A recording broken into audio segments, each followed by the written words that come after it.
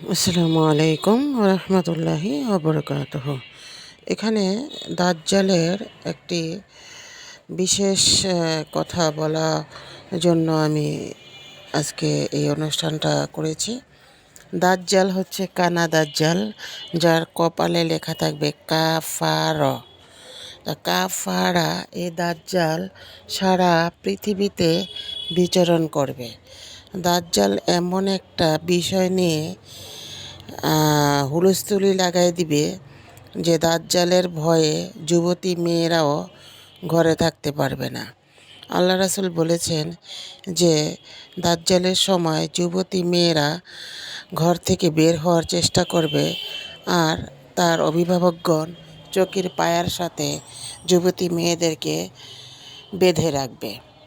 তা দাজ্জালের এত শক্তি, দাজ্জালকে যখন কোনো মুসলিম দেখিয়ে দিবে যে ওই যে দাজ্জালকে দেখা যাচ্ছে, দাজ্জাল প্রতিটি গাছের কোনায় কোনায় লুকাবে।